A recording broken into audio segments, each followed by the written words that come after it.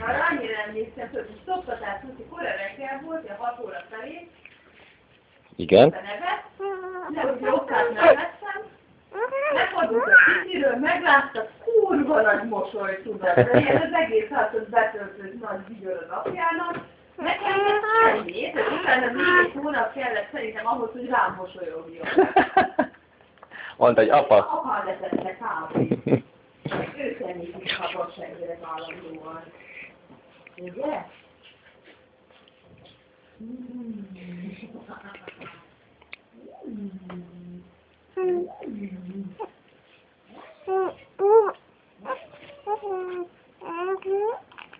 Egy őszító. Egy őszító.